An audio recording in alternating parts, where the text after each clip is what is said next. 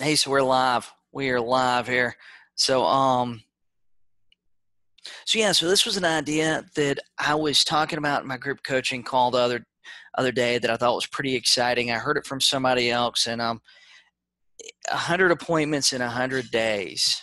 And we're going to talk about what an appointment is, and we're going to talk about, how do you go about getting 100 appointments in 100 days? Like, where do they come from? What do you need to do? Some mistakes I see some agents doing, just in general. But first I got kind of a disclaimer here. This wasn't originally my idea. I heard it from somebody else, and I don't think it was originally their idea either. I think they got it from somewhere else. It's probably a coach or a trainer or book or something, or maybe a real office manager. I don't know. But I really like ideas that motivate me, right? I like ideas that motivate me, and I like things that we can have we can get one idea, and the amount of motivation we can get from that one idea, even if it's something really not that big of a deal, can be enormous. And I think that's one of the reasons why, like, I know for myself, when I look at training stuff and I buy books and stuff, lots of times, sometimes I'm just looking for that one idea that's going to keep me motivated for a few weeks or a month. And I really like this idea. And, roughly, I want to do it today. We've had a lot of stuff going on. We've got our area, we're getting all the floodwaters from Hurricane Florence are coming down. So it's been kind of exciting here the last 24 hours since we found out exactly how much and all that stuff. But right now, I think this included actually 2 days, but if we took out Thanksgiving and Christmas, we had basically 100 days left. And basically had 100 days left. And so I felt like it was really important that we do this webinar today, because 100 days between now and January 1st, it could really change your career. I mean, this is something that I was thinking, what if we stop by 100 sellers' homes in the next 100 days? And you ended up listing 10% of those sellers, right? That'd be 10 listings. Now, if you guys are in California, if you're in some of these bigger markets and you met face to face, you talked to 100 sellers, let's talk about what an appointment is and go back. When I was doing this, I was kind of putting it together kind of quick, but what's considered an appointment with a seller? For the purpose of this idea and for this strategy, we're going to consider it a face-to-face meeting with somebody that wants to sell their house. Do you think that's fair? Give me a thumbs up. Give me a yes on Facebook if that's fair. A face-to-face meeting with somebody who wants to sell their house. That's what we're going to consider an appointment. Right? Yeah, I think it's fair. Exactly. So what if you met 100 sellers face-to-face and you ended up listing 10% of those before the end of the year? What would that do to your business? I mean, if you're in California, let's say if you're in California, some of these really expensive markets, different places in Texas, different places, okay, and you listed 10 properties for the end of the year, your average home sales price is $500,000. It's $5 million. That's $150,000 in your pipeline, roughly 100 to 150,000, depending on what your commission is. And if I say something you guys don't agree with or something, feel free, ask me questions. Tell me why you don't agree with it, and let's talk about it. I want this to be more a discussion, So, but if you listed 10% of those, 1 out of 10 sellers that you met face to face, right? That would that'd be a good end of the year for a lot of agents. Even in a market like mine where average price is probably 150, 175, that's still, $50,000, $60,000 gross commissions, in the pipeline. What if you listed 25% of those? You followed up with them. And I think that's why a lot of agents don't get the results. They think that they should go to somebody's house, stand on their doorstep, and the person should welcome it in with open arms and sign all their paperwork. But the person never follows up with them, right? And but what if you followed up really heavy with the people? You followed up, you kept up with them like crazy. They told you they were meeting new agents, you followed up with them. You never let a person go that you met face to face, and you ended up listing 25%, 25 homes before the end of the year. Now, of course, that would be tough in a lot of markets. In a lot of markets, that'd be tough. That'd basically be, about 8 to 10 listings a month. I didn't say any of this was going to be easy, but we're talking about how are you going to make money with this. Hey, Tina. So let me ask you this. What if you worked on your listing presentation? You made sure that you sent out your pre-listing package. You showed up 100% prepared for every appointment. You walked through the house, you asked your questions, you kept up with your time so you didn't overstay your welcome. A lot of us, we overstay our welcome. And, sometimes we're naive enough to think, wow, they really like me because they invited me to dinner. That's what I used to do. I'd say, wow, they really like me. They invited me to dinner. The reason they invited me to dinner was because they didn't think I was going to leave. But what if we really stuck to our schedule, really stuck to our listing appointment guidelines that I gave a lot of you guys in group coaching that I did the video about a few weeks ago? What if we really stuck to that, sent out our pre-listing package, stuck to the guidelines, showed them our pricing strategy, explained it to them, told them how we're going to get the price they want for their house, right? We pulled out our net sheet, showed them exactly what they're going to walk away with. Show up with your net sheet with 3 columns in it, like we talked about in group coaching. You show up with a net sheet with 3 columns in it, and you show up with all the paperwork all filled out, ready to go. What if you done that and you got 35% of those 100? You got roughly one out of 3. I feel like for a lot of agents that would be life-changing. Raise your hand or give me the thumbs up if you think that would be a significant increase for your business. If you got good at your scripts, good with your dialogues, really adamant about sending out your pre-listing package. Now, none of this sounds hard. Put in the comments for me, put in the comments on Facebook, put in the comments on Zoom. None of this sounds hard, because it isn't. I mean, really, this is our job, right? We show up prepared. We send out our pre-listing package. Our pre-listing package is the service that we offer that sells houses. Remember, guys, I've talked about this before, that, I don't feel like we're not really in the business of selling houses. I believe that we're in the business of selling a service that sells houses, right? We sell a service that sells houses. We just happen to get paid on the performance of that service, right? So, so we should have all these things. We should have a pre-listing package. We should have something that tells about our service that we offer. We should have a practiced, rehearsed dialogue or script that when we go in the front door, we should have a pricing strategy. A lot of agents show up and they don't have any pricing strategy. They just hope that people buy into the price they want to price it at. They don't even know how they come up with the price they priced it at. Okay, so we showed up with a pricing strategy. We knew how to explain it to them effectively, and we knew how to sell them on the price that we want to price it for.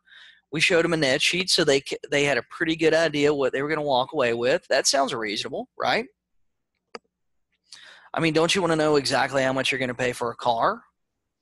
I feel like we're all the same. I feel like sellers should know roughly how much they're going to leave the closing table with, right?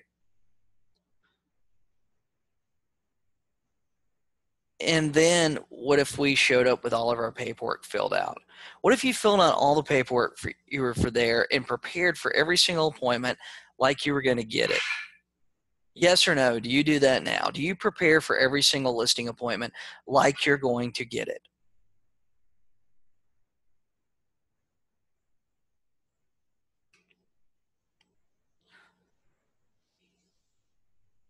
Kim's right. Kim said that we must manage ourselves since no one else will. We have to manage ourselves. We have to be hard on ourselves because our broker's not doing it for us. Our office manager's not doing it for us. Our team leader's not doing it for us, right? I'd be willing to bet that nobody listening to this, we got about 60 people in the call. I bet nobody's team leader, broker in charge, office manager, sales manager, whatever, called him this week and said, hey, man, how many days did you prospect? How many days did you work? How many sellers appointments did you meet with? You know, I would be willing to bet that, I mean, maybe there's one of you, maybe there's one of you that had somebody from your office call and ask that. So what if we done that and we showed up on 100 sellers' doorsteps? I like that, Jerry. Jerry said his wife's on it. His wife's holding him accountable. Awesome, man. That's good for you. So Jim Rohn said, none of this is easy. Jim Rohn said, don't wish it was easier, wish you were better. Now, guys, there's a couple of ways we can get better. We can get better on the phone, right? I think the best thing that you can do for yourself financially, best thing you can do for your family, best thing you can do for your career is get really good at scripts and get really good on the phone at setting appointments and talking to sellers. I think that's the number one thing you can do. I think that's the number one thing you can do that will make your business better is get better on the phone. Get comfortable on the phone setting appointments, right? Now, once you do that, what else is there? Once you set appointments, you just get better at the appointment. A lot of agents don't realize this either. Most of the reason why a lot of you are not good at going on listing appointments is because you never go on listing appointments. You know, it's like playing golf. We can talk about golf. We can watch it on TV. You know, we can even play Tiger Woods golf. But until we actually go to the golf course and swing a club and do that regularly, we're never going to get really good at playing golf. You're never going to get really good on the phone without making calls. You're never going to get really good at listing property without going on listing appointments. So we don't need to wish this was easier, because if it was easier, we wouldn't make the money that we make, right? If it was easier, we wouldn't make the money we make. This would be a $9, $10 an hour job. If it was easier, flat fee companies would take over the majority of the market share in your market. They wouldn't need me and you. Companies that are doing flat fee services offering $350 MLS listings would dominate your market if the business was easier. And that's right, Kim. If it was easier, everybody would be doing it, right? So let's all hope the business doesn't get easier.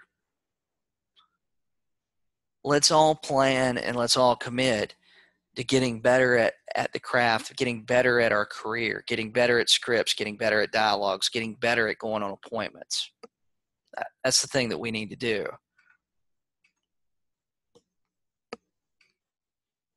So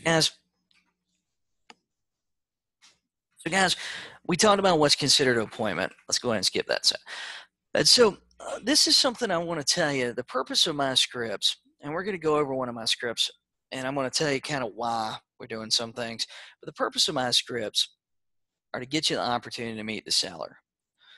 You know, guys, if you're playing baseball and if you never go to bat, you can't hit a home run, right? If we never actually meet sellers, we're never really going to list a whole lot of properties. So, and this is the part where a lot of agents fail, because I want to tell you why. Now, a lot of agents, what they're doing is they don't stick to the script. Now, I know this for sure because I've role played with a lot of agents, and I've worked with them, and I've sat in rooms that were, you know, the call centers and stuff, and a lot of agents don't stick to the script. They stick to the one or two questions. The seller says something, then they go off on a tangent that doesn't even make sense. I was role playing with a guy in group coaching a while back, and we done it live, and the recordings are in the group coaching group for you guys that are in there listening to this. And all of a sudden, he tells me how my neighborhood's a great investment.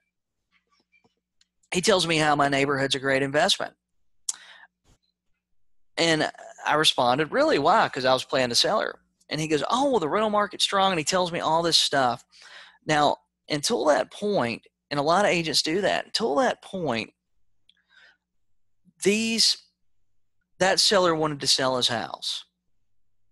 After that, as the seller, you know, man, I was questioning things. I was going, man, maybe I don't want to sell my house. This guy is telling me how great of an investment opportunity it is.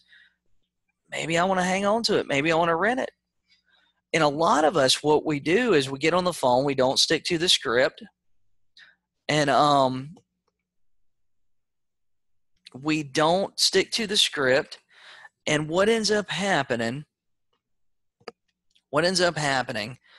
is we end up introducing an idea to the seller that they didn't have before. And we are all guilty of doing this. I'm guilty of doing this. We end up introducing an idea that they didn't have before. And the reason we did that was because we didn't stick to our script, or we didn't even have a script. A lot of agents just jump out there and say what they want to say.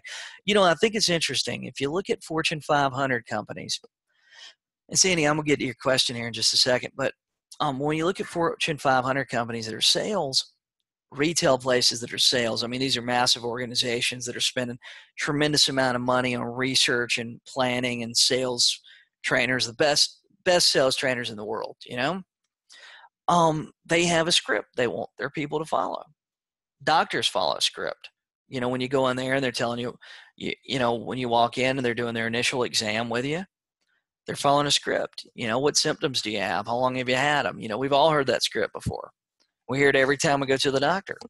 They don't veer off the script much, But a lot of us don't stick to the script at all. A lot of us, what we'll try to do, and a lot of the scripts that are out there, they teach us, and we try to list it over the phone, right? We try to list it over the phone. And we want 100%, and this ties into number 3, but we want to, try to overqualify. There's a lot of agents out there. I mean, we see them. There's a lot of coaches out there that teach this too. They want you to 100% qualify on the phone. They want 100% commitment before they go on the appointment. Now, the thing about that is that I've always thought was kind of weird was it's kind of like guys, you're going on a date with a girl and you call her up before you go to pick her up, first date. You say, hey, so before I pick you up and buy you dinner, are we going to get married? You don't really even know each other. You haven't ever had your first date. You want to know if you're going to get married. It's about the same thing as that. They've had a 3-minute conversation with you on the phone. You ask some questions that were not even relevant sometimes to them selling the house. And you're going, well, I'm not coming to your house if you're not going to sign the paperwork with me. I see a lot of agents do this. And Susan, that's right. 100% qualified. That's the way a lot of us learn it. That's the thing a lot of us learned. A lot of the older coaches that were in the real estate business 12, 14, 15 years ago, man, you didn't go to their house. You didn't go to their house if they were not going to sign the paperwork for you. And there's a lot of agents that are doing that. So they try to list it over the phone and they try to overqualify. A lot of agents will show up to people's house with no pricing strategy. We talked about that just a minute ago. They show up, they come up with a number, $152,000, and they say your house will sell for $152,000. And they don't even know how they come up with it because, they thought they were going to add $1,000 for the porch and take off $1,000 for that and do this and that. A lot of agents, Derek, that's right. It's MFO. That's who used to do that. I was in their program for 8 years. A lot of agents have no pricing strategy whatsoever. They just show up, and a lot of agents want to play appraiser. Right? Rather than play real estate agent and, hey, this is what we're going to sell your house and this is how we're going to get the most for it. They want to play appraiser and they want to subtract and add and try to figure out square footage and all this craziness. And lots of times that stuff doesn't even matter. I like that. I have this idea about an active pricing strategy. And when I first started talking about it, agents still look at me like I'm crazy, but I believe that people buy things I believe buying a house is a want. I don't really believe it's a need in most cases, right? Buying a house is not a have to have, well, typically it's a want. I mean, that person could go rent. Sometimes it makes more sense for them to rent, to be honest with you. But it doesn't, renting doesn't help us, but sometimes it does. But,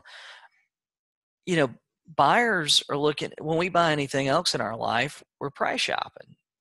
We're buying based on what the competition is. If you want to buy a Ford truck, you want to buy a Ford truck that's used, you go to 2 or 3 different dealerships and look at them. You look online, you look at all this other stuff. You're super educated, right? If you want to buy bed sheets, hey, if you want to go to JCPenney's and you want to buy bed sheets, for example, okay, and they don't have the bed sheets you want for the price you want to pay, then you got 3 options.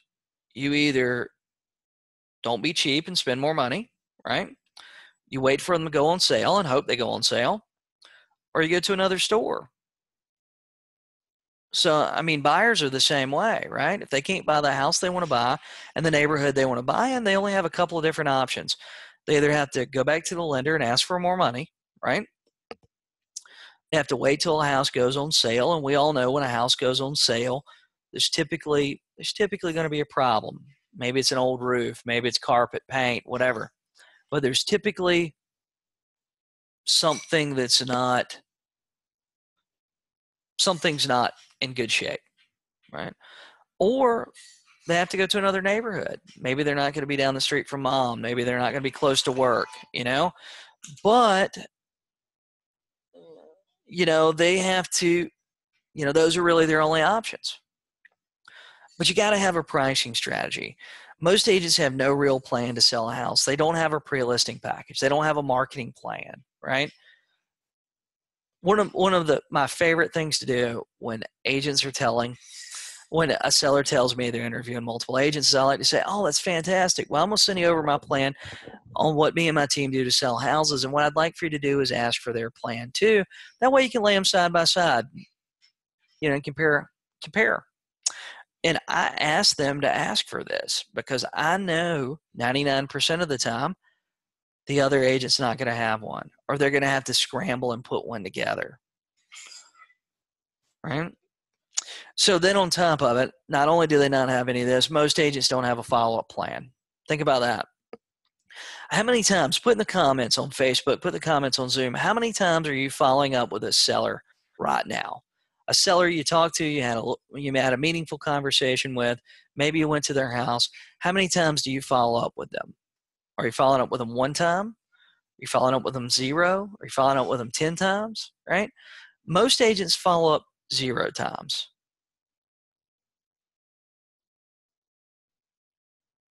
Yep, Sandy's right. Screw up and I follow up 0 or months later.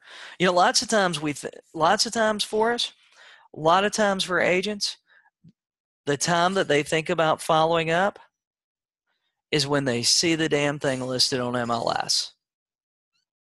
They went on the appointment, seller loved them, wasn't ready yet. The seller said, oh, we'll call you when we're ready, right? Then more than likely they didn't like a lot of us and they lost the phone number. They lost the phone number and, that's it. But number 7, Sandy, us as agents, we believe every objection. Or Sandy said, or we get bluffed on something the seller says and get lost in the script during the call, or get stumped and have advanced objections and get called up. Guys, most of the time, think about this, most of the time, objections haven't changed. The same objections I was getting 14 years ago when I started selling real estate are the same objections that I get today.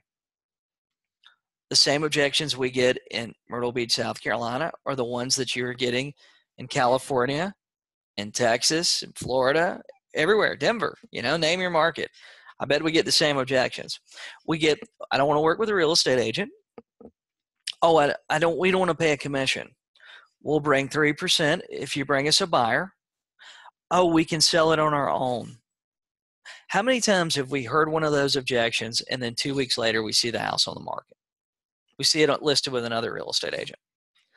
Guys, what if we picked out those 2, 3, 4 objections, wrote them down, looked at them every day, we practiced them, maybe we role played with a partner, and we got really good at overcoming those top 3 to 5 objections that we got.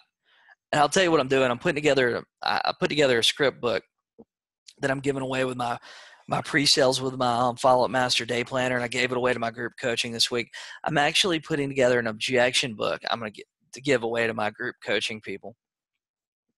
But what if we got really good at those 3 to 5 objections we get over and over again.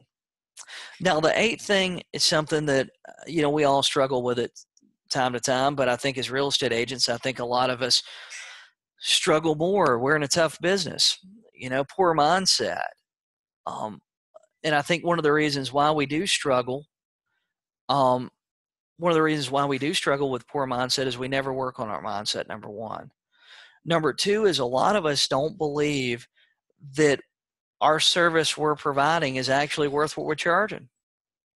I mean, I'll admit too, we make a lot of money, to sell a house. I mean, if you're selling multiple houses a month, you're making a lot of money, and a lot of us, I believe, because of the way that we grew up, we feel guilty about the money we're making.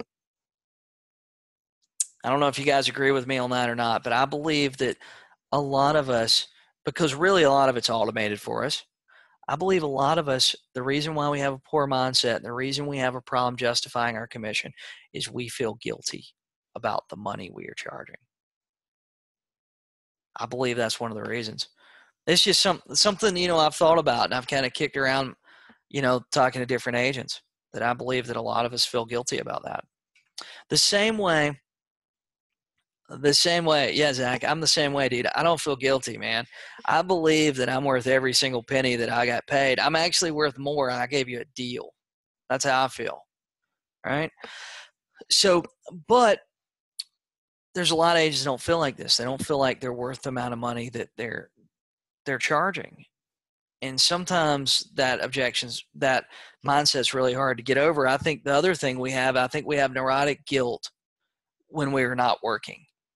I think the real estate industry as a whole has a neurotic guilt issue, which neurotic guilt is guilt that's not real, guilt that's not your guilt to carry, right? Neurotic guilt. We have neurotic guilt because we took Saturday off, or we took Sunday off, right? Or it's 8 o'clock and we've got 10 emails that we need to send, and it can't wait. It can't wait until tomorrow. Can't wait until tomorrow. Guys, there's no emergencies in the real estate business. We're not doing heart surgery. We're not putting out fires. So, but that's why I think a lot of agents fail when they're going on appointments. I mean, there's probably more reasons, but I think those are the 8 that I feel like I see over and over again. So I want to go through one of my scripts really quick, and then we're going to skip. And we're going to go through, how do you find these 100 people, and go through some of the other exciting stuff. Kim, that neurotic guilt, that's why a lot of us have no lives outside of the real estate business. And I mean, it's tough. I've been there too. I promise you, I've been in the same thing. Sometimes I feel guilty when I'm not working, and I believe that we all 100% go through that.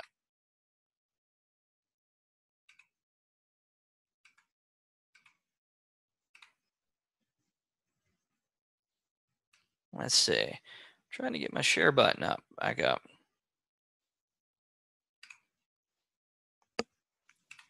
Cool. Okay. So I come out with this script book that I'm giving away with my pre-orders.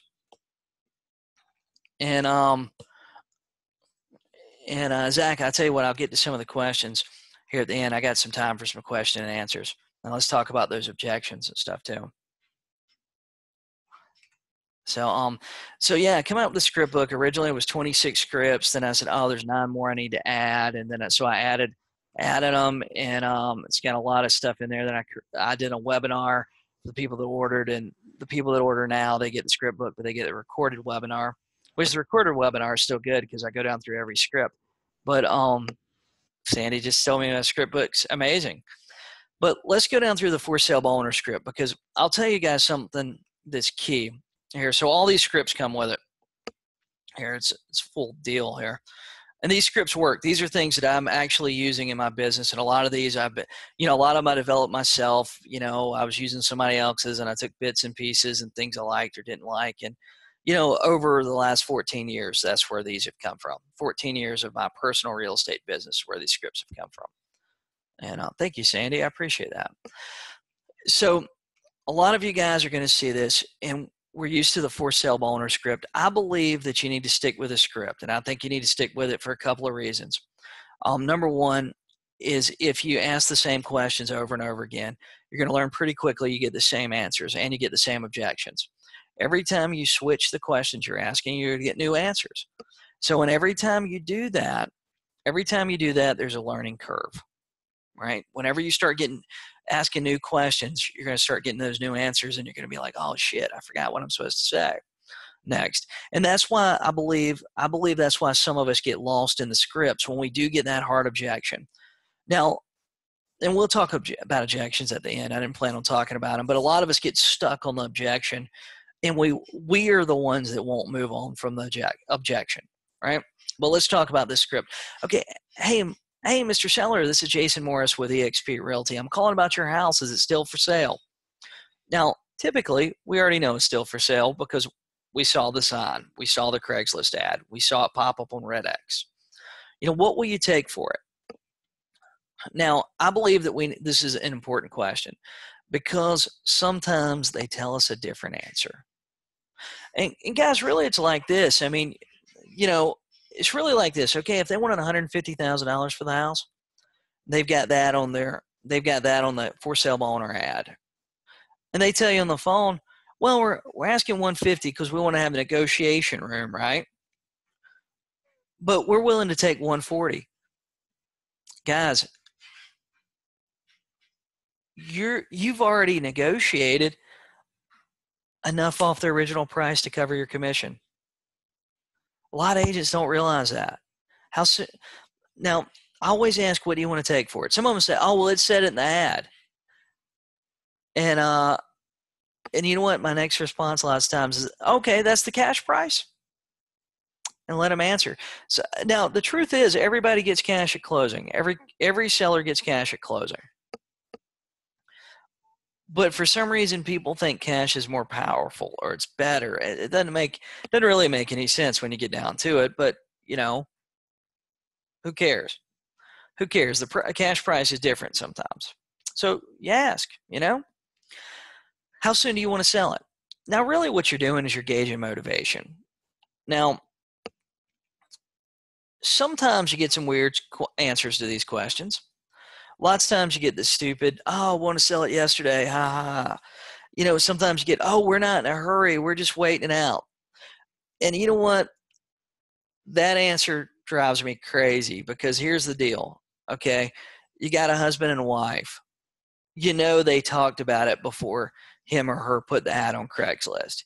They talked about it before they went down to Home Depot and bought the red and white sign. That answer is a typical smokescreen that they think puts them in a better position of negotiation. That's what that answer is for you. When they say, oh, we're not in a hurry, we just thought we'd just wait around till we got our price. No, you believe me, there's been heavy negotiation, right? So I like to have MLS up when I do this, but I try to gauge the motivation a little bit. I like to have MLS up. Now, what I'm doing when I'm on MLS is I'm ballparking the price, right? I'm not doing an in-depth analysis of their house. Most of the in-depth analysis that we do as agents doesn't make any sense and they're useless anyway, right? But I'm getting an idea what their houses sell for. Now, I usually like to pull up the neighborhood, then pull up like a 1 mile radius, depending on how dense, what type of densities around there, how many houses are around there. So I like to ask about the house, the shape of the house, the roof, the HVAC. I like to get an idea of the comps. Now, this is the question that I like to ask to close. And this question works. I can get you enough money so that you can put X number of dollars in your pocket after my fees and attorney fees. Would you be okay with that? Right? So, for example, if Brad said, hey, I want $150,000 for my house, but I'll take $140,000. And I said here, hey, Brad, if I can get you $140,000 in your pocket after all my fees and attorney fees, would you be okay with that? And what you're looking for is a yes. Now, I'm going to tell you guys this. A lot of agents get caught up in price themselves. and it costs them the listing. A lot of agents get caught up in price and it costs them the listing. I want to say that twice. So what a lot of agents do is somehow or another they get it caught up in their head and they say, oh, this house is only worth $150,000, and the seller goes, well, I really want that, put it on the market for $155. It'll give us a little bit of a chance to negotiate, give us some room. We've all heard that one before, right? So what a lot of agents do is they go, no sir, Mr. Seller, I can't put your house on the market for $155. It's got to be $150. And then they slam their fist on the desk and they all but walk out. They insult the seller and all but walk out because the seller wanted to price it literally 3% higher than what the agent wanted to. Now, here's the thing. 3% is not a big deal. For a seller that's motivated, in a market that's trending up, you would literally be stupid not to take that listing. I believe that a lot of us get so caught up in it. And Sandy just said, I used to get so caught up in not taking overpriced listings, but taking them slightly has been okay because eventually they come down. I believe that a motivated seller, I would take their listing, right? Because exactly, we're going to get another sign on the ground, we're going to get buyer leads off of it, and we always have the opportunity to reduce the price. How many times have we seen an agent take an overpriced listing in our market, 2 to 4 weeks later they reduce the price to where we thought we should price it when we met with them, and the property sells? How many times have we saw an agent take a listing and we've went like, oh, I would have never listed that at that price. Turns out it sells, and it sells for the price they asked for it. How many times have we seen that? A lot of us want to take the listing too. We don't have a strategy. Remember, we talked about that a little bit ago. We don't have a strategy.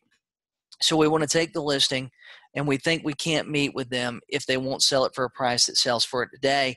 However, we're going to ask for a 3 to 6 month listing. All right, we're going to ask for a 3 to 6 month listing.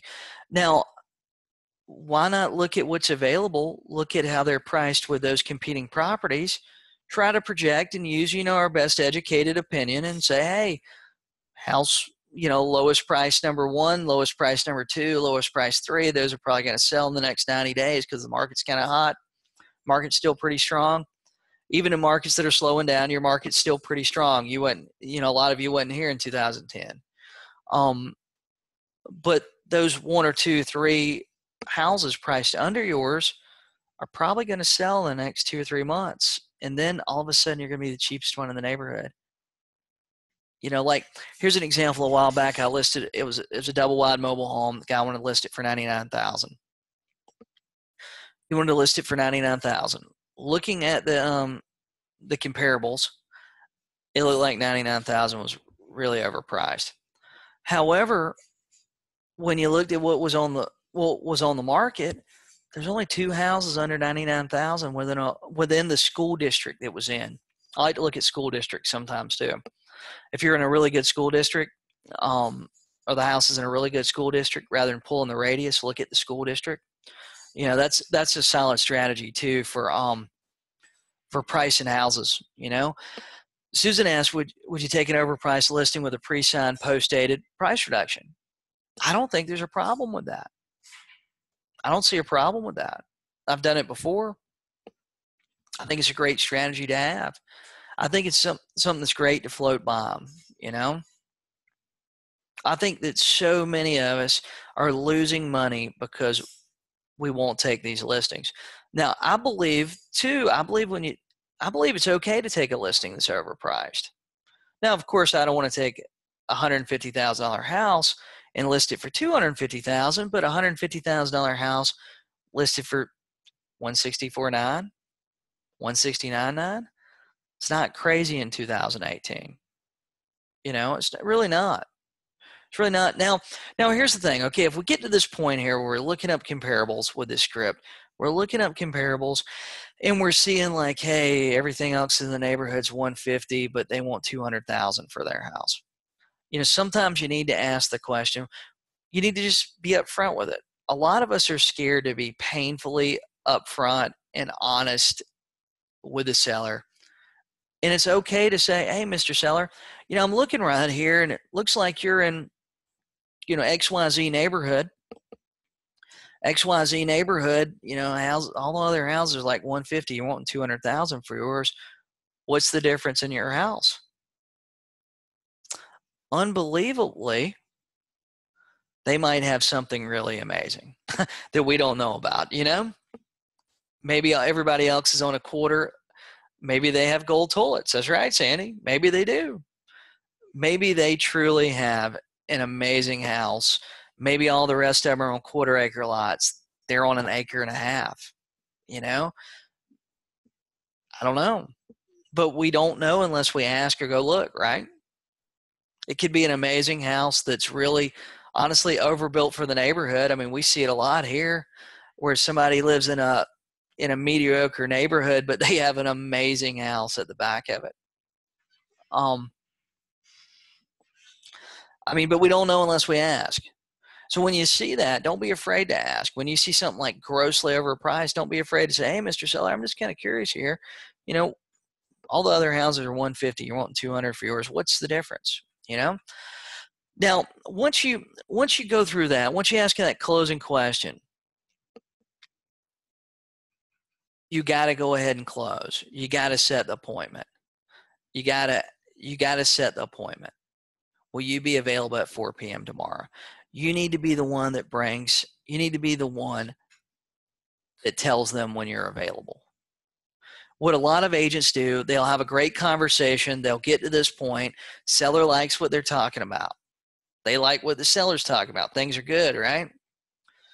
They get to this point here and they say, well, Mr. Seller, I'd like to stop by and see your house. When's a good time for you to come? And the seller goes, well, I need to talk to my wife and I'll have to call you back. So what just happened was you created an objection for yourself that's kind of tough to overcome. Sometimes they give you that objection anyway when you say, hey, will 4 o'clock be good for you tomorrow? Can I meet you today at 4 o'clock? I'd like to take a look at the house. And they say, they go, well, I need to talk to my wife first. Hey, no problem. How about if I pencil you in at 4 o'clock and you give her a call, and if that doesn't work, we'll figure out a different time. But if it works, I'll plan to be there at 4. Right? Get them to do some sort of commitment. A lot of us don't ask too. We say, well, Mr. Seller, I'd like to stop by at 4 o'clock today. They say, oh, well, 4 o'clock won't work for me. A lot of agents will never ask, why won't 4 o'clock work for you? Or, all you're going to do is say, oh, I'm sorry, will you be at work then? And more than likely, they're going to tell you, why won't 4 o'clock work for you? Oh, no kidding. Well, do you have a day off this week? No, we don't really have a day off this week. I work 7 or 8 o'clock every night. Hey, no problem. I'll be in your area on Saturday. Would 11 be good for you? Right? Most agents, the problem is they try to close for the appointment one time. And that's what we're doing. We're looking for an appointment. They ask one time. They get told no. They get told, my favorite one is, we don't really want to work with real estate agents right now. Hey, no problem. You do want to sell your house, right? Because I sell houses. And you got one. My understanding is you got one for sale. The biggest problem a lot of us talk about is we steady want to talk about listing their house over the phone. We steady want to talk about listing their house over the phone. And we talked about this in group coaching too. We talked about posture, and I talked about it in my script webinar. And I talked about posture and negotiating from a position of strength rather than a position of weakness. A lot of us put ourselves in a position of weakness because of the script we use and because of the posture we have on the phone. Now, posture isn't the way that you sit in your chair. It's the feeling you have about what you're doing, no matter what outside forces say about you. No matter what your mom and dad, your wife says about you, your husband says about you, right? The people in your office say about you. It's your internal belief that what you're doing is the right thing and that's what's best for you and everybody else. That's your posture. So a lot of agents, their posture is, hey, Mr. Seller, will you please let me list your house? I'd love to come list your house, right? The thing is, the seller don't want to list their house. They want to sell their house. So why don't we talk about selling their house? Does that make sense to you guys? Say, yes, that makes sense. Put that in the comments for me. Yes, that makes sense. Why don't we talk about what they want to do? Zig Ziglar used to say that people didn't want drill bits. They didn't want to buy drill bits. They wanted holes. I mean, it makes a lot of sense, you know? So once they commit to an appointment with you, you got to send over your pre-listing package. Well, great. I'd like to send over a package that tells a little bit about me and my team and what we do to sell homes. What's your email address? 9 out of 10 will give it to you with no hesitation. You send them your pre-listing package, right? Because this is going to impress people, because most agents that have it think they have to keep it a secret. I know agents, and I've talked to them, and I'm not going to call names, but even some of them are probably in my group coaching, that they will spend hours and hours and days working on their pre-listing package. Then they don't want to ever send it to anybody. They're scared another agent's going to take it. They're scared. Only God knows what they're scared of, honestly. But they never send it to anybody. And they never send it to anybody. But you got to send it to every single person that talks to you about selling their home. So you send it to them as soon as possible, and you text them and say, hey, Mr. Seller, I want to make sure that you want to make sure you got my email. But anyway, okay, I plan to see you at 4 o'clock tomorrow. So remember, this is all you're doing for this 100 appointments in 100 days. You're calling to get a price, gauge motivation, and set an appointment. That's what you're doing. You're not trying to list it over the phone. You're not trying to sell them on, your brokerage being the greatest and latest, and you're not trying to sell them on a different ideal and renting it versus selling it or whatever it is. Your goal is to set an appointment. Your goal is to get your foot in the door.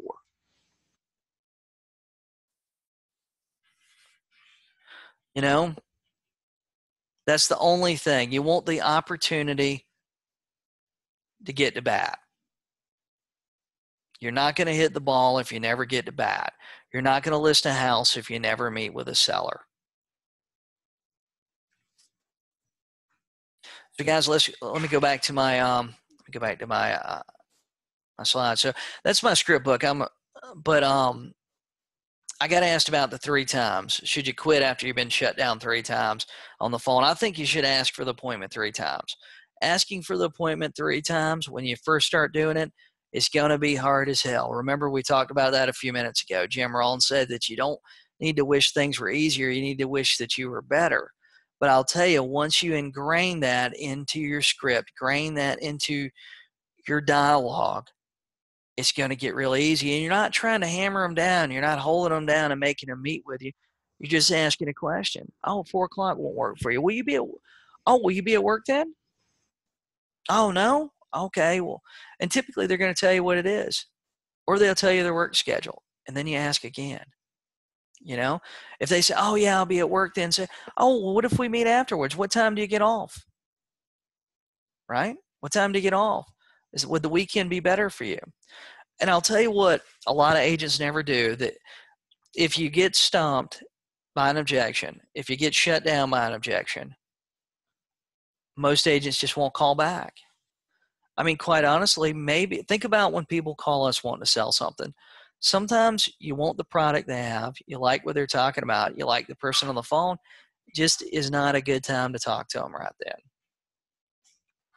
Maybe you called and it just wasn't a good time for that seller. Guys, in my market right now, we're having massive flooding on the north end right now. If you call a seller on the north end of my market, I guarantee you they're going to give you some objections. Who knows what they'll be, but it's probably not a good time to meet them.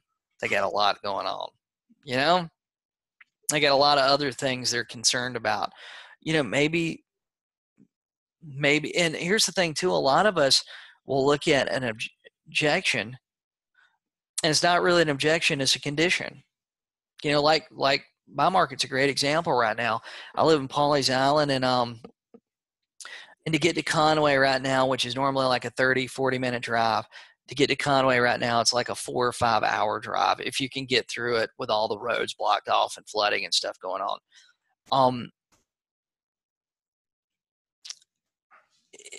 It's just not a good week, not a good time. Call back next week, right? And see, these people, they don't really know you, the ones you're calling. So whatever they tell you, it's not, even if they tell you real estate agents are evil and they hate them all, that has nothing to do with you, because truly they don't know you. And most of us are generally fairly nice people. We got a few in the bunch that, aren't the friendliest, but most of us are generally nice people. Zach's right. He's in Virginia Beach. Last week was not a good time to try to chat with people. Everybody was getting ready for the hurricane. If you've been following the news, it looks like the hurricane's going to loop around and come back to us. Sometimes it's just not a good week, and that's a condition. Sometimes they can't meet you at 4:00 because they have a doctor's appointment. They can't meet you at 4:00 because they have to go work. They're at work. They can't meet you at 4:00 because their kid has soccer practice. Sometimes it's a real thing, but a lot of us as agents, we go, oh man, they didn't like me, and I'm not calling them back. Mark, my script book actually, the script book's free when you pre-order my Follow Up Master Day Planner, or it's free to my group coaching people. My group coaching people, it's in the file section of group coaching. But the script book's pretty extensive. It's got everything. It's got everything in there, and I made sure to format it so each one fits a page, so that way when you print it out, you can look at it all on one page. But let's go back to my let's see. We're gonna get back to my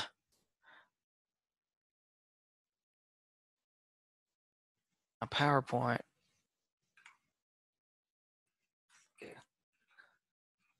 Went to the script book and we looked at that. So guys, there's some tools that I think we need for this 100 appointments in 100 days if you want to really maximize what you're doing, right? Because our goal and our objective, we're going to pre-qualify a small amount so that we get a lot more at bats. Does that make sense to you guys? And what we're going to do, and this is what I teach in my group coaching, what we're going to do is we're going to list the property through your sales process, not because you're hard selling on the phone. We're going to list it because we are the best and we have the best sales process. Let me say that again. Not because you're hard selling it on the phone, right? And I believe we need to call warm leads. The guys that are out there 100% cold calling, that are literally opening the phone book and calling 10,000 numbers a month, will never be able to meet 100 sellers in 100 days, the ones that are doing that exclusively. And there's a lot of you doing that. If you're doing that, honestly, you're working too hard. Send me a message. You're working too hard, right? But tools you need a pre-listing package. You need to make sure you get that together. You can get mine at jasonmorrisprelistingpackage.com. You can get it for free. You can download the template. Okay, you need a pricing strategy. When you show up to the people's house, you want to make sure that you have a pricing strategy everybody can buy into.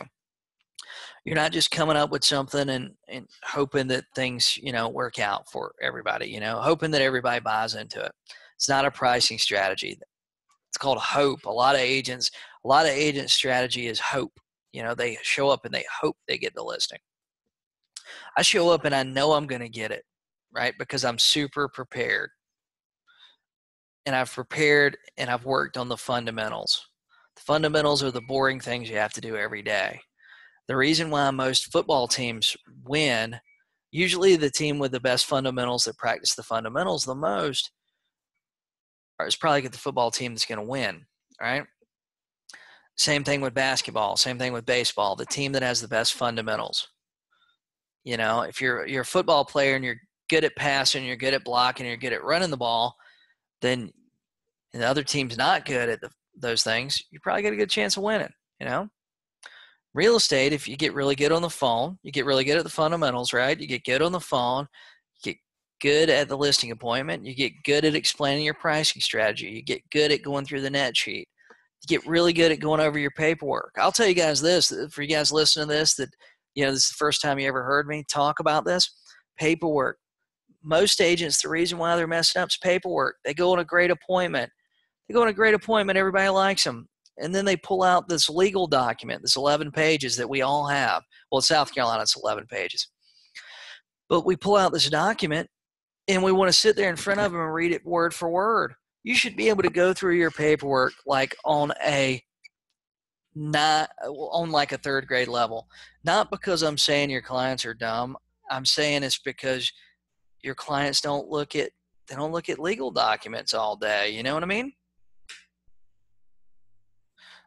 Yeah, they don't look at legal documents all the time. They don't know what some of those words mean. They don't understand the process. Guys, sometimes, get this, sometimes you're getting objections like, oh, we don't want to work with a real estate agent. Sometimes you're getting those objections like that because the people don't actually know how to work with a real estate agent, what we do, and how much we charge, and how we get paid, right? We get paid for performance. If it don't sell, we don't get paid. Some people don't know that. You wouldn't believe how many times that I've met people over the last 14 years that when I went to their house, they really thought they were going to have to write me the commission check up front. Right? Some people say they don't want to work with you because they don't know how to work with you. You know? Some people don't work with you because you go over your paperwork horrible too, and you scare them away. You know? But I believe that you need to make sure that you have anything you take to a listing appointment. You need to make sure you have it together. And number 6, I think the number 6 thing you need is a follow-up plan. You need a written plan that's going to help you follow up. What are you going to do on the first call? What are you going to do on the second call? What are you going to do on the third call, right? You need to have all this stuff together. So, and Sandy said, what are the follow-up frequency times for Matt's listing presented? You know what? I think based on it's based on their motivation. If they're wanting to get something done ASAP, you know what? I call them every 2 or 3 days. You know, make up things to call them about. You know, the ones that you actually met in person, man, you owe it to them and you owe it to yourself to follow up with them. Make sure they don't have any questions. Keep them informed about what's going on. Not Mets, but you had a conversation on the phone. I try to follow up once a week based on the conversation. Not kind of leads with no answer. I think like the new for sale owners, new leads that come through, whatever your lead sources are, I think you need to follow with them until you talk to them. I wouldn't even worry about calling them every day. Text them, ask them what's the best time to call them. The problem that a lot of agents have is a lot of agents don't leave voicemails. Can you believe that? A lot of agents don't leave voicemails. Somewhere, I guess, some real estate coach, and I don't know who it is. Some real estate coach said, "Oh, don't leave voicemails," and so agents just don't leave voicemails. But in my life, if you don't leave me a voicemail, I'm not going to call you back unless it's somebody I really know real well. So I assume that everybody else is like that. If I don't leave you a voicemail, you're probably not going to call me back unless, we know each other. We're friends, But and agents don't do that. They don't leave voicemails. Or they send text. And I'll tell you one of the traps that agents fall in when they're sending text is they want to try to list it through the text. They don't try to list it through the Facebook message when they see one on Facebook. They want to and the problem with doing that is you just can't. What you want is you want to send them a text and see when's the best time to call them, so that you can call them, you can chat with them, you can set an appointment. That way you get face to face and you can list it there because of your sales process. You're going to list very few over the phone in your real estate career. Even the best agents are listing very few over the phone with people they've never met. You know what I mean?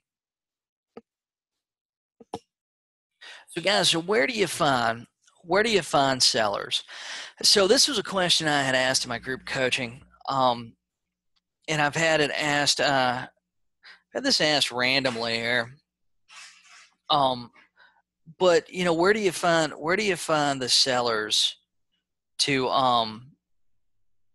where do you find the sellers to call? And I think that we forget that just because a lot of us will get a lead in and we think we call them one time and call that lead, we worked it till the end. We worked our leads, we called them all once. There was another coach I remember I hired one time, and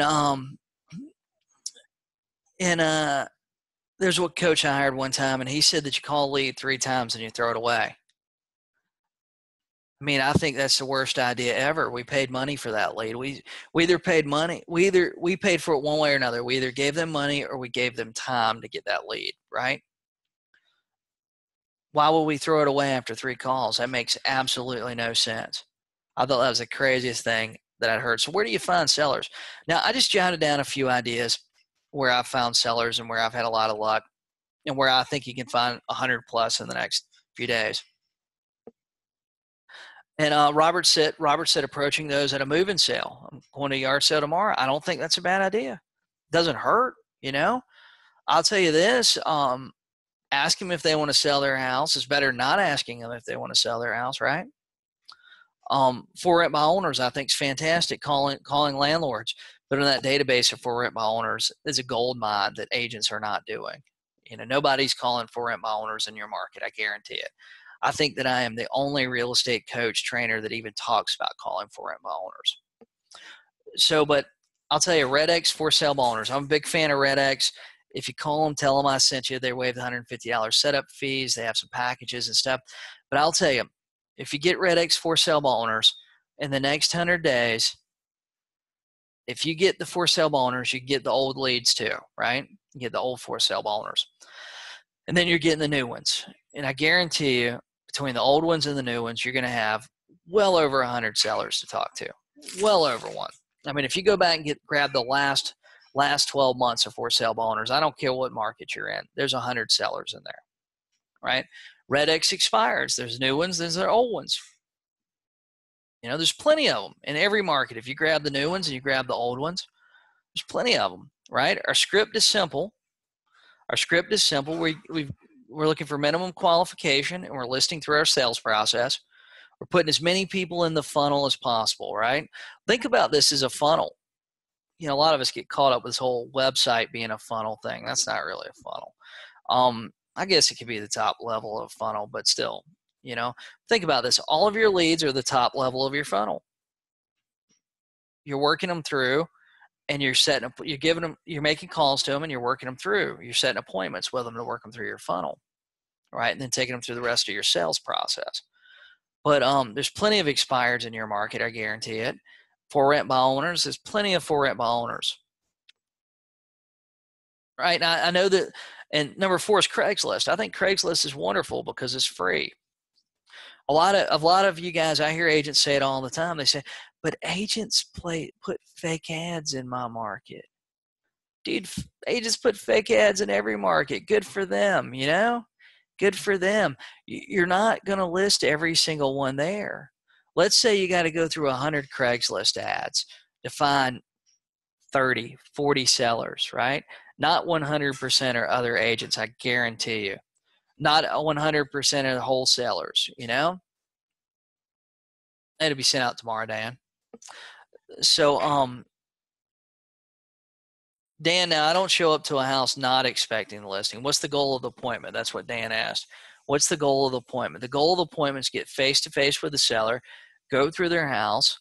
Hey, when you walk through the house, this is all you have to say. This is your listing setup question. You go in with your vanilla folder with all your stuff in it. You've already sent them the pre-listing package. They already know what you do to sell houses.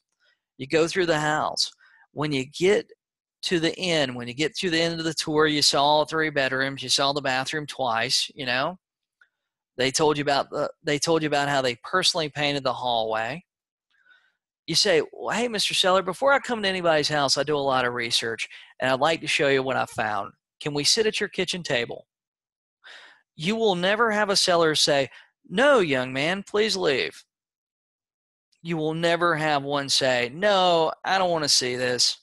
You know, you'll never have one of them say that. That is your question. You look at the house and you say, hey, well, Mr. Seller, I do a lot of research before I come to anybody's house. I'd like to show you what I found. Can we sit down at your kitchen table for a few minutes? I guarantee you they will say, yeah, sure, let's sit down there. And you sit down there. I like to sit at the end of the table if the husband and wife are there. That way, both of us, you can send papers back and forth. I can look at both of them's face, Nash, in my book, there is an old for sale by owner script. But I like to be able to look at everybody's face. I like to be able to look at what everybody's got going on, their reactions, the way they're looking at one another. But that's it. We want to get our foot in the door. We want to take the tour of the property. We want to tell them. And you guys in my group coaching, I actually go down through this. I went down through this in detail like a few weeks ago, what to do between setting the appointment and leaving their house. But Craigslist, I guarantee you, if you go down through all the Craigslist, go down through them and call. Don't research nothing. Just dial the number. If they're a real estate agent, they'll tell you. Right? But I guarantee you, if you go through the last 45 days of ads, you will come up with a lot of Craigslist ads that are for sale by owners. Rent by owners are the same way. Right? Now, RedX scrubs a lot of that stuff for you. The thing they don't give you, though, is the best Craigslist ads are the ones without contact information. They're the ones that basically what it is they don't have contact information, so you have to go through the Craigslist email exchange. So it's like an anonymous email type thing. Those are the best ones. Now, the problem is most agents want to send them a 5-page dissertation about how their company is the best one in the world, where all you really need to send them is one line, like 3 or 4 words that say, what's the best number to contact you? What's the best phone number for you? That's it. You wouldn't believe how many will actually email you back a phone number. Facebook Marketplace, same things, fantastic. Just send them one message. Hey, I saw your house for sale. Well, click on the thing. You don't even have to tell them you saw it for sale because they already know, right? Just send them a message that says, hey, what's the best number to reach you at? Let them respond, We try to get too fancy as real estate agents. We try to get too fancy and we mess it up. Guys, I'll tell you this, number 6, local newspapers. I used to do this a lot when I was a brand new agent. So believe it or not, if you go down to the library, the local library will keep about 6 to 12 months of the local newspaper.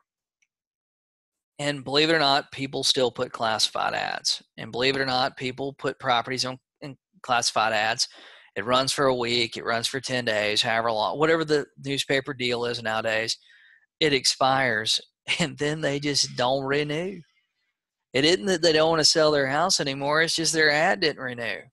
Same thing with those Craigslist for sale by owners and stuff, right? Exact same thing with that. Sometimes they don't know they can renew their Craigslist ad. It goes 45 days, it drops off. That's why we should be databasing all this, right? All these things are valuable. And guys, driving neighborhoods. There's always for sale by owner. We should never pass a for sale by owner sign without writing it down. So now, between these things, this is just 7 that I come up with right off the top of my head. Do you think that it's possible? Do you believe, yes, there's 100 sellers between those 7 sources? You will find 100 sellers probably today, but in the next 100 days, you will have at least 100 sellers that you have the opportunity to meet there. Dan, I do not believe time of the year matters. But type in the comments. Type in the comments on Facebook. Type in the comments on Zoom. Yes, I believe there will be at least 100 sellers in the next 100 days from those sources. That's a long one. I want you to believe it. I want you to type it in. Yes, there will be 100 sellers in the next 100 days from those lead sources. I don't think any of you guys disagree with me on that. A lot of agents go, oh, well, I can never find anybody to call. I can never find anybody to call. Guys, I tell you what, if you commit to 100 days of Red X, if you commit to 100 days of Red X for sub owners, expireds, and for rent by owners, right? And then you go back and ask them for the old stuff too. Guys, I guarantee you, and you call them, I guarantee you will make money. If you don't call them, they will bill your credit card and you will not make money. You will lose money. But if you call them, I guarantee you will. Charlotte Rose just said, I have over that of expired and withdrawn listings in the last year. Yes, Charlotte. Yes, you got that. And what if you went in the office every day with the number one intention of, we're going to meet one seller today? Don't think of it as we're going to try to list one property, right? Don't think of it that way.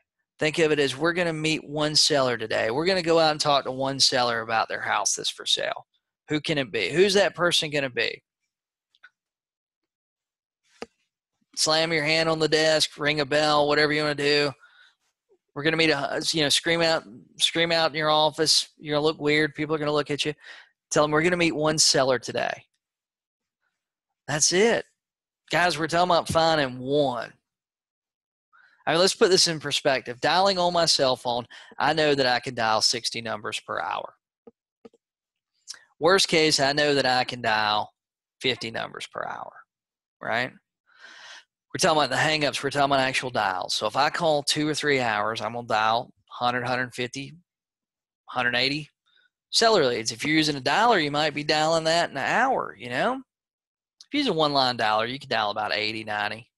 Maybe you get to 100 if not a lot of people are answering. But it's, a lot of agents, want to say like, man, you mean to tell me you can't find one seller? You can't find one seller that will let you come take a look at their house and talk to you about the idea of them selling their house. One. We're not talking about 10. We're talking about one.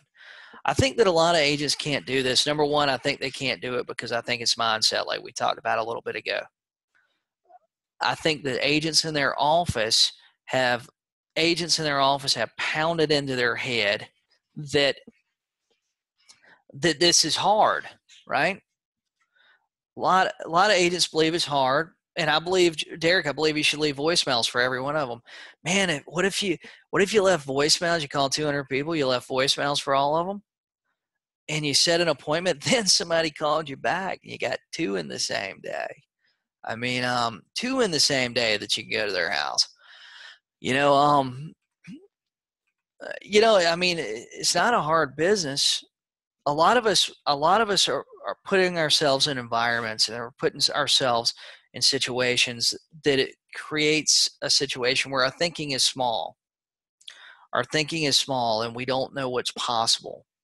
I'm sure that there's been a lot of people on and off this webinar. I think at the peak we had about 70 people on it. And I'm sure there's some agent right now going, oh, Jason's full of shit. Jason's full of shit. We can't meet 100 sellers in 100 days. That don't make no sense. But guys, I'm telling you, if you show up to your office and you call and you show up and you work, you can do it. It's not a big deal. Does any of this sound hard to you guys? Any of the stuff I've talked about? Type for me, none of this is hard. Type that for me in the comments. None of this stuff is hard. I haven't asked you to do rocket science. We hadn't even done math. Haven't done algebra. And Vaughn, I like ZBuyer. I think ZBuyer is a fantastic lead source. I didn't put it on here. I just didn't put it on here. It just wasn't one that I added.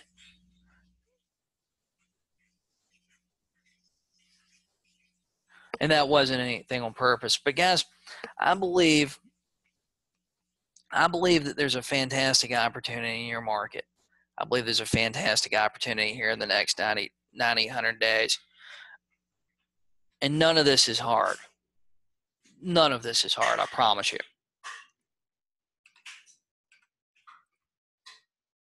We're not digging ditches. We're not shingling roofs in the Texas heat.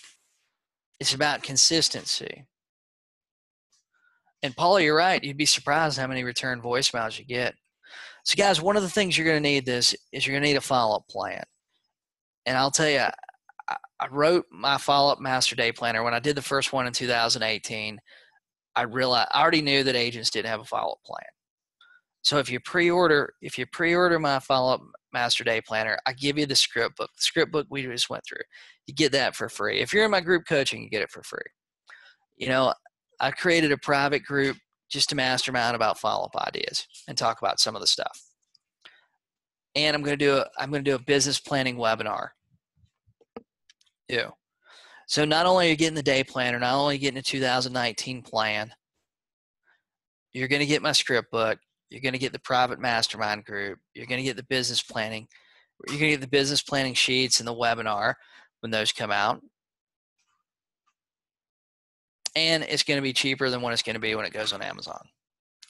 So, and all you got to do is go to Follow Up Master Day Planner and you can order from there.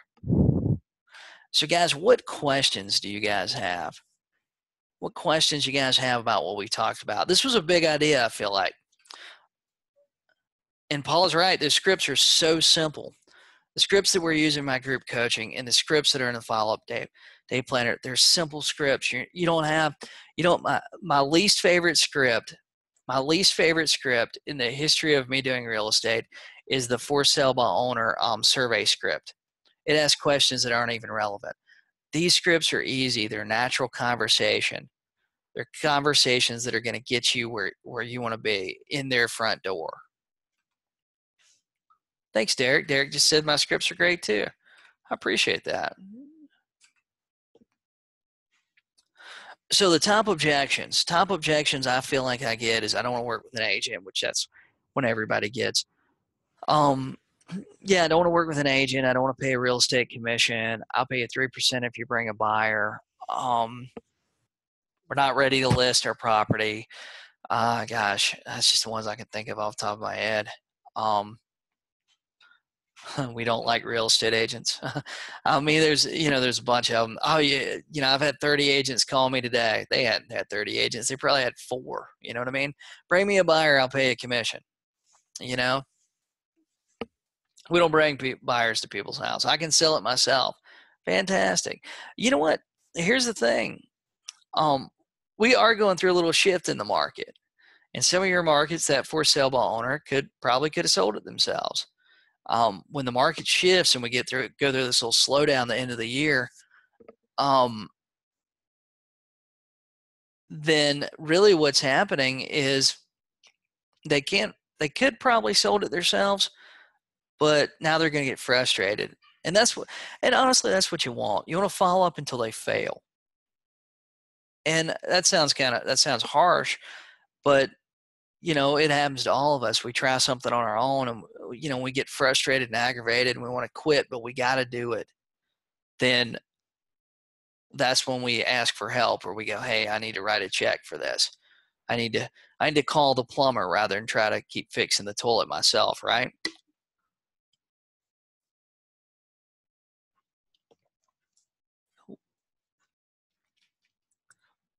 What questions do you guys have about what we talked about?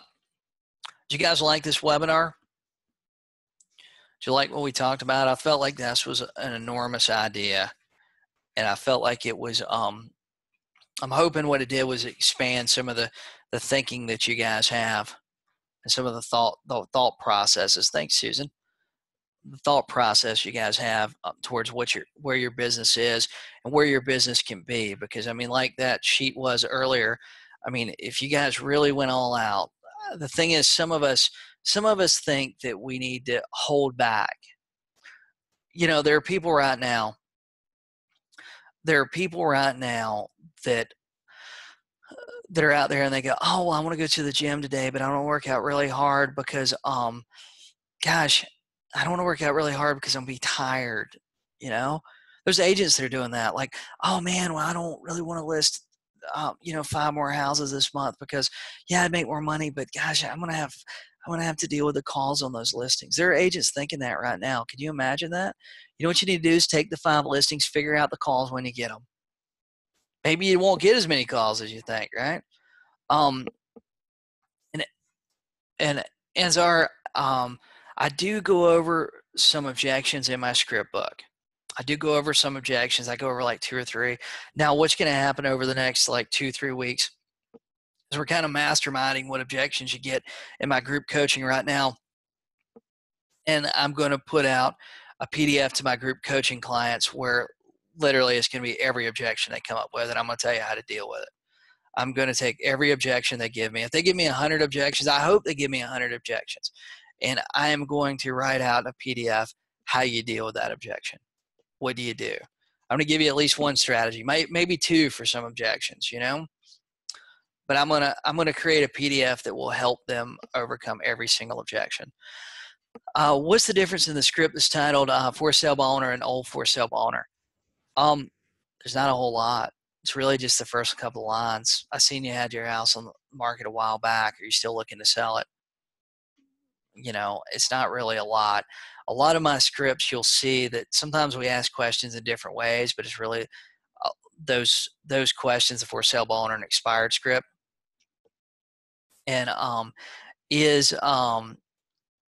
For Sale by Owner and expired script is very similar. You know, just because we want to get used to asking those same questions, because we're already going to know the answers to those same questions. We don't have to change a lot. Really, we're having the same conversation. We have a person out there that wants to sell their house. The difference is one of them's a little bit more angry than the other one. Charlotte, I do not have a list pendants or a short seller foreclosure script in that, but I'll tell you what, that's coming. So I put out 35, and I believe that document there for a little while is going to be a growing document.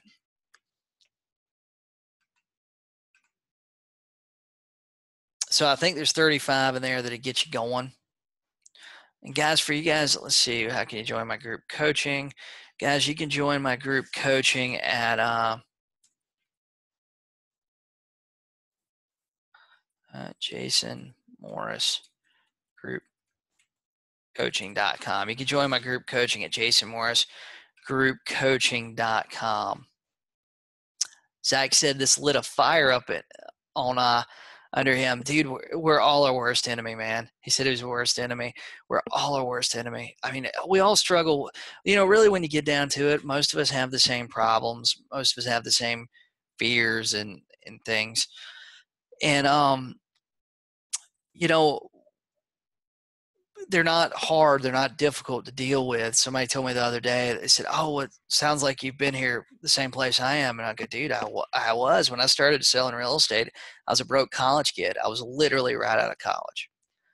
My thought of real estate, I'll tell you guys, my first thought of selling real estate was I met a lady that sold oceanfront condos. And what she told me was that what she done was she sat on site in an oceanfront condo building. She hung out at the resort, and people would call her and come in, and she'd go basically unlock the door for them, show them a condo, and she'd get paid $6,000 to $8,000 every time somebody bought one. And I was like, wow. I mean, I was right out of college, and I was like, wow, you know, it exploded. You know, that's amazing. I want to do that. And I quickly realized after I got my real estate license and moved to Myrtle Beach, it wasn't hanging out at the beach and, you know, unlocking a door and making it $6,000 to $8,000. It wasn't quite like that. Especially, you know, new construction oceanfront condos were taking 18 to 24 months to build. But it was really, you know, it was really eye-opening. That was my first experience with the real estate business when I first got my license. My second one was I thought that I had to do mail. You know, I thought mail was the key. And I remember I worked with this guy. This guy was doing about $4.5–5 million. And this was 14 years ago. He's doing about $4.5–5 million. He's making a decent living for our area. And he sent out thousands and thousands of pieces of mail. He sent out a newsletter every month. And I mean, it was extensive. I mean, I remember going to the office and seeing him, basically licking envelopes, and sent out thousands of pieces of mail. And my first real thoughts was like, holy shit, I can't send out that much mail. What do I do?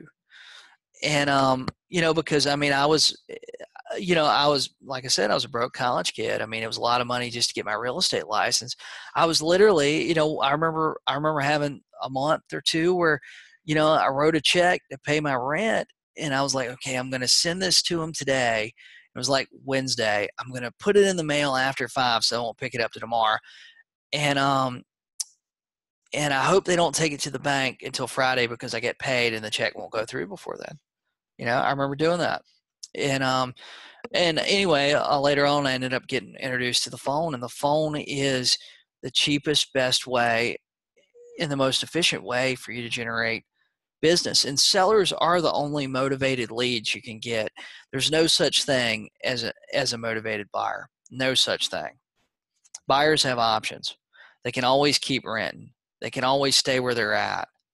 There's 100 things they could do, if we really got down to it. Sellers, when a seller can't pay their mortgage payment, when a seller has a problem and they get in their head that selling that house will fix that problem, they are a motivated seller. You can truly have a motivated seller. I do not believe that you can truly have a motivated buyer. The only one that you can have is maybe a 1031 situation. And even that's a choice. They could always pay taxes. If they've kept it for a significant amount of time, they can always pay taxes on it. They still have an option. A seller, what's their option? They can't afford the mortgage payment anymore. What's their option? Foreclosure? Somebody's going to sell that house. They're not paying the mortgage on it. Somebody's going to sell it. It's either going to be them or it's going to be a judge, So guys, I really appreciate you guys being on with me tonight. This was pretty exciting. I enjoyed going down through this with you. I enjoyed this conversation we're having. If I can help you with your business, send me a message. If you want to join my group coaching, just go to jasonmorrisgroupcoaching.com. My day planner, every single one of you guys should own it. There's nothing else like it in the real estate business. I don't think that if you didn't buy my 2018 one, I don't think there's anything else that you're going to see out there that compares with having your full follow-up plan. So guys, you guys have a fantastic night. Have a fantastic weekend, and I'll talk to you soon.